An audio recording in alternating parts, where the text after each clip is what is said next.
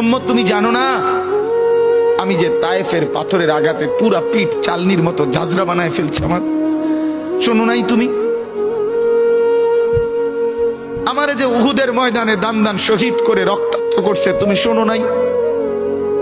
আমি যে 14 দিন পেটে ক্ষুধার তাড়নায় পাথর বাঁধছিলাম, উম্মত তোমার মনে নাই? একবারও শোনো নাই আমার ক্ষুধার কষ্ট, আমার পিঠের ব্যথা, আমার দাঁতের ব্যথা, আমার কাঁধে 2টা কড়া ঢুকে গেছে? উম্মত, আমার ঘরে 3 মাস আল্লাহর নবীর স্ত্রী আয়েশা বলছে, আল্লাহর কসম উম্মত, নবীর স্ত্রী বলছে 3 মাস 3টা সূর্যাদ উঠছে ডুবছে, রাআইনা হিলালান সুম্মা হিলালান সুম্মা হিলালান। 3 চাঁদ 3 মাসে নবীর 9 জন বিবির কারো ঘরে আম্মা জান আয়েশা বলে 1 ফোঁটা চুলায় আগুন জ্বলে নাই।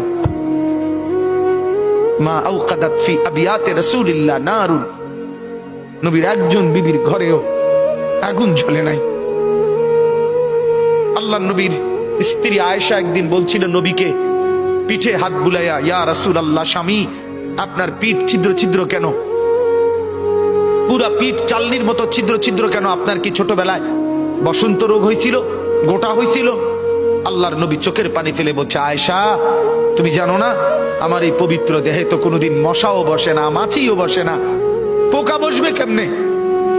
আমার পবিত্র দেহে তো হাঁটলে মেশকের গ্রান বের হয়, আমার পেশাব পায়খানাও তো কোনোদিন জমিনের উপরে 1 সেকেন্ড থাকে না, মাটি ফাঁক করে ভেতরে নিয়ে যায়, সেই আমার গায়ে গোটা হবে কেন? আয়েশা এগুলো আমার তায়েফের পাথরের আঘাতের রক্তের দাগ।